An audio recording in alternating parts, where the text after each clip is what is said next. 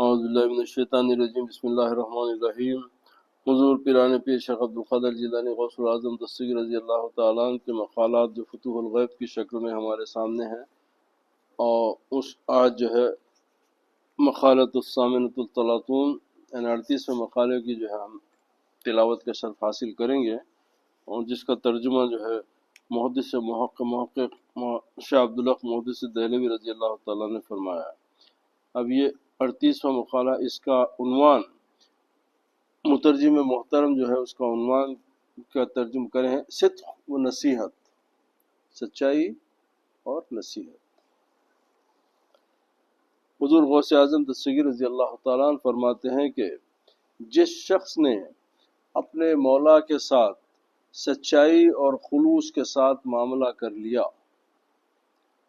جو کوئی اپنے مولا کے ساتھ اللہ سبحانہ و تعالیٰ کے ساتھ سچائی اور خلوص کے ساتھ معاملہ کر لیا، یعنی خلوص یعنی جس میں ریاکاری اور شرک نہ ہو، ریاکاری یعنی دکھاوا، بناوٹ، اور صدق اخلاص کا مغز ہے۔ یہ اخلاص کا اول مرتبہ ہے، صدق اخلاص کا اول مرتبہ ہے کہ اخلاص میں سب سے پہلی شرط سچا ہونا ہے، سچائی ہے۔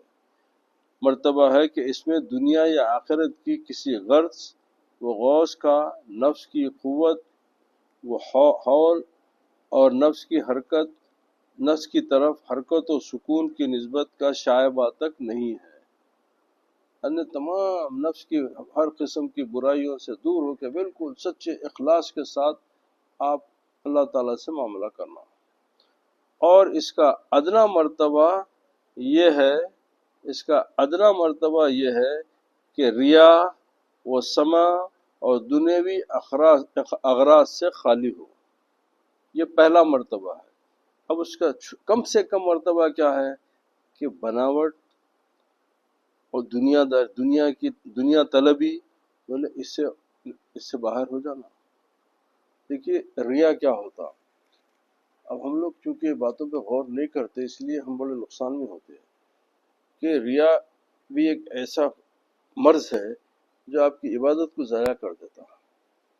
مثال کے طور پہ آپ روزانہ فجر کی نماز کو نہیں کر رہے ہیں، بازو ایک پڑوس میں طاہر پاشا ہے، ایک پڑوس میں معراج بھائی ہے، وہ دونوں آپ کو مل جاتے راستے میں، تینوں مل کے مسجد کو جا رہے ہیں، تینوں مل کے مسجد کو جا رہے ہیں، نماز ادا کرے سب، پھر تینوں واپس ہو رہے ہیں۔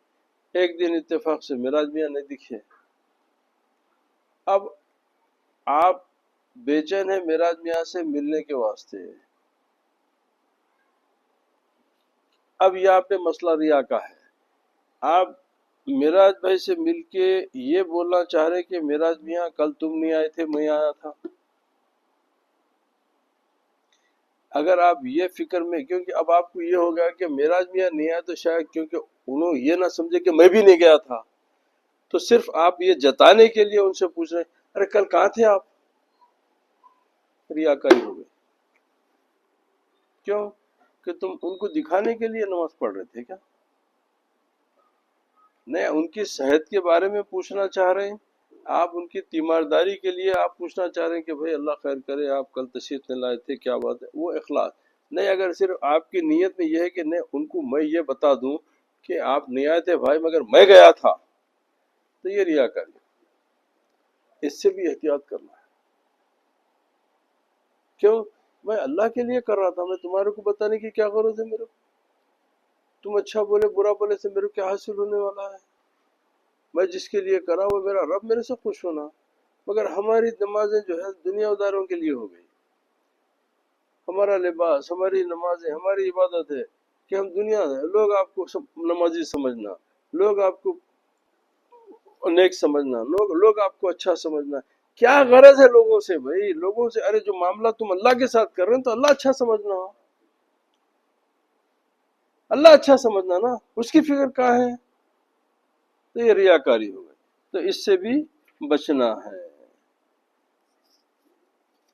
اور دوسرا متقدین و ابرار، اچھا یہ پہلا مقربین و احرار کا مقام ہے، پہلا مقام یعنی جو صرف اللہ کے لیے کرنا ہے وہ مقربین، وہ اللہ کے نیک بندوں کا مقام ہے، اور جو دوسرا جو صرف ریا وغیرہ سے جو ہے اس کو کے لیے کی کوشش میں لگے ہوئے ہیں، یہ ان کے اقتدا کرنے والوں کا مقام ہے۔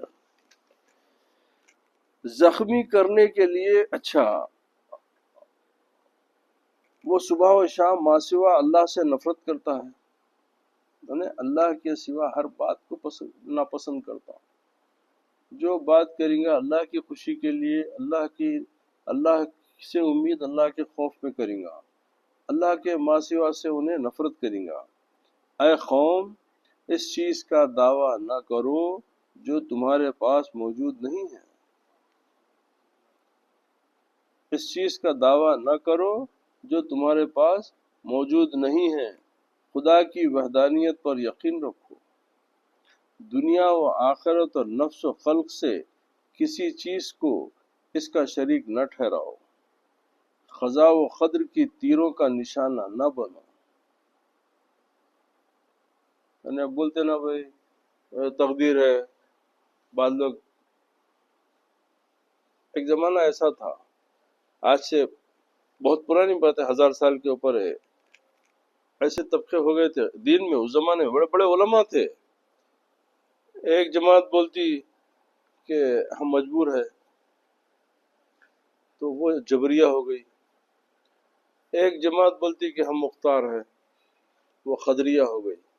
تو ان کی بڑی بڑی جماعتیں بن گئی کہ ایک جماعت یہ ہے کہ اللہ تعالیٰ ہمارے ساتھ ہے، اللہ تعالیٰ ہم کو طاقت دیا، ہم اشرف المخلوقات ہے، سب ہمارے ہم ہی سب کچھ ہے۔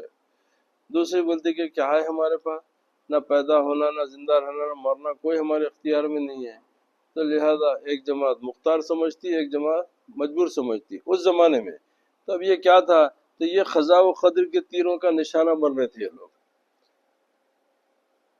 اب جب یہ مسئلہ امام جعفر صادق رضی اللہ تعالیٰ عنہ کے پاس آئے، آگے بولے کہ امام، یہ لوگ بولتے کہ ہم مختار ہیں، ایک دوسرے بولتے کہ ہم مجبور ہیں، ان کے بعد بھی قرآن آیت کی دلائل ہیں، احادیث ہیں، ان کے پاس بھی دلائل ہیں، احادیث ہیں، آپ کیا فرماتے ہیں؟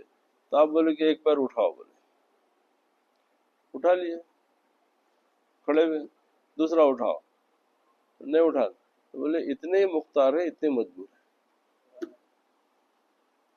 اتنے مختار ہیں، اتنے مجبور ہیں۔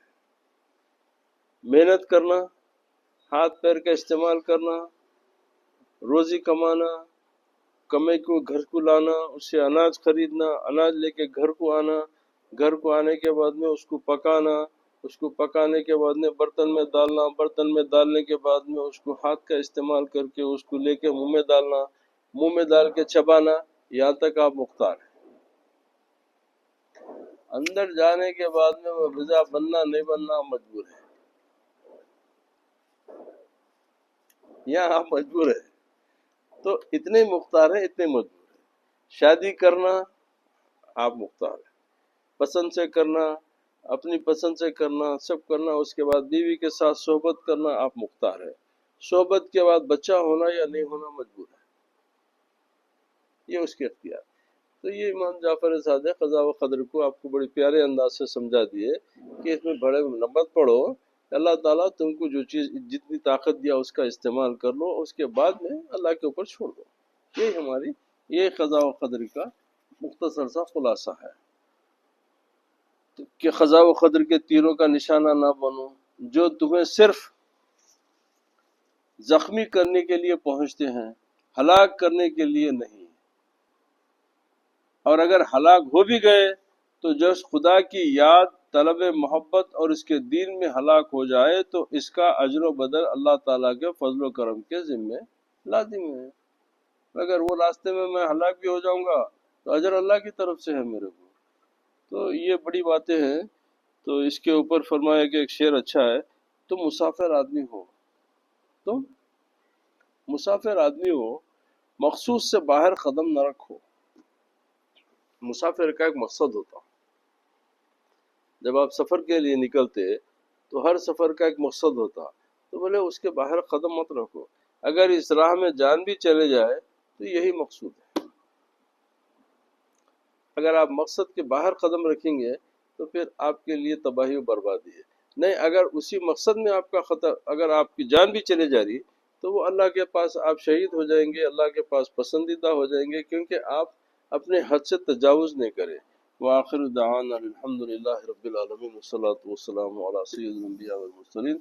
اللهم صل على سيدنا حبيبنا نبينا شفيعنا مولانا محمد معدن الجود والكرم منبع العلم والحلم والحکم وعلى آلہ وصحبہ واہل بیتہ واولیائہ وبارک وسلم. پروردگار اپنے کرم سے، اپنے فضل سے حضور پیران پیر غوث اعظم دستگیر رضی اللہ تعالیٰ عنہ کی غلامی میں اللہ تعالیٰ ان کی باتوں کو، ان کے کلام کو سمجھنے اور اس پہ عمل کرنے کی توفیق عطا فرمائے. اللہ سبحانہ و تعالیٰ ہم کو صراط مستقیم عطا کرے. پروردگار ہم کو ہدایت کی راستے پر رکھے. پروردگار اپنے محبوبوں کی غلامی سے ہمارے دین کو، ہمارے ایمان کو پروردگار سلامت رکھے.